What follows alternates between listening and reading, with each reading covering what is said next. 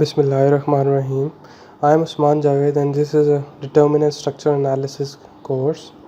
And in this lecture, we will discuss the influence line diagram for structures. Influence line diagram evaluates the response of a structure when you have a moving load going onto the bridges. When you have a moving load on the bridges, then we used to transform that dynamic load or a moving load into a component of a static load, applying a different section of a beam, and calculate the response in terms of shear, moment and reactions. So what we do in influence line diagram is we just convert the dynamic effect of a moving load on a, you can say, bridges or a beams or girders by evaluating it by the application of a static amount of loads at different section of beams to calculate the response in terms of shear, reactions and moments. So in this class we will discuss its influence line diagram for the beams in terms of reaction, response in terms of a reaction, shear and moment when you have a dynamic load of any intensity moving onto the bridge, and we have to convert the dynamic effect into the static one by applying it at a different points in the longitudinal section of a beam. So how can we do is we just apply the load, the similar amount of load which is used to be a moving load in the real time scenario.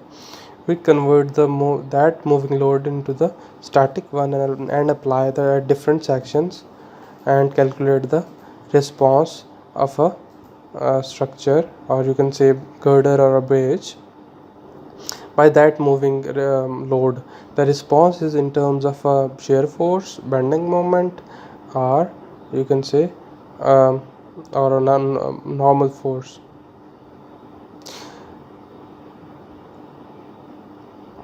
So what you do is basically, for example, we have a simply supported beams in case of bridges. Like you have a simply supported beam and its span is around 12 meters. So at 6 meters there is a mid span, you can see that. And if we apply the unit load, for example 1 kip, or you can say 1 kilonewton of a unit load acting, which starts to acting from leftward to the rightward at point 0 at the support, at a hinge support in at which the x equals 0, what the response would be? Response would be there is no shear and no bending moment acting on that beam because it's on support. If we consider it applied now on the horizontal distance x equals 3 from the left support, then you have a value of that static load at x equals 3. Then you will calculate the amount of reactions by taking sigma f of y equals 0 and sigma moment at any point equals 0. Then you will know the reactions, which are two, RA and RB. Now RA equals to 0.75 and RB equals to 0.25. So if we want to draw the shear, which would be like this, and moment by summing up the shear value at some certain points and caught up with the shear force diagram.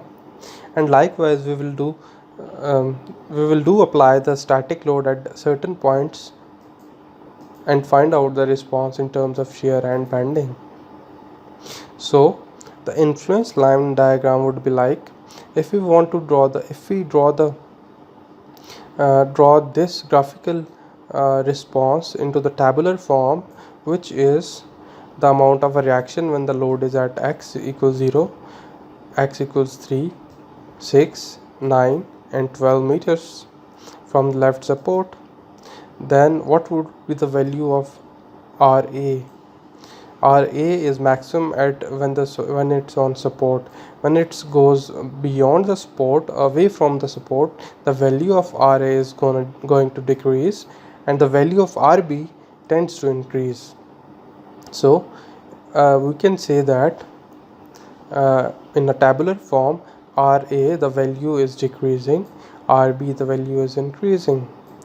Or if we draw the value of a shear at different points, when we have a value of point load at 6 meters away, then we can say that the shear is first increasing, first going downward, which is negative, then going upward. Similarly, for the moment case, we can say that it is going up to the 3 value, and then going to the 0 value by making a triangular form. So the influence line diagram for the reaction would be like, at support we have a maximum value of reaction when its point load is in hinge support, and if when it's moving with the gap of a 3 meters, then you can see that the value tends to decrease when it reaches the load is reaches at this point, or a roller support, then there is no value of RA on it. So we can see that by the value by the moving load, the value of a reaction A decreases, on the other hand the reaction B increases. If we discuss the value of a shear, or we draw the ILD for a shear when at its on 6 meters from A support, which is 1/4 of its span, the value of shear is like this. It's going downward direction, and it's going, then there is a point at which the value of shear suddenly increased up to the 0.5 value and then goes ultimately to the 0 value. Similarly, in the case of a moment, you have this moment diagram. So in this case, we can take the response of a structure when you have a moving load upon it, and we can convert that moving load into some static load acting at certain sections of a beam or a girder or a bridge, and then calculate the maximum response, and then we can design the beam, girder or a bridge with a desirable amount of a moment, or a maximum moment at a maximum moment.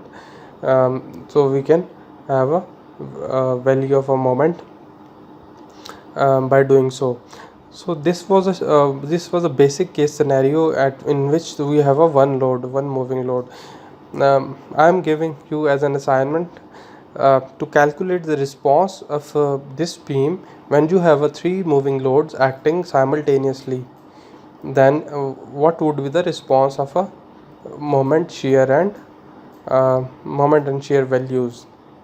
So for example, we design a bridge girder upon which there is truck loads.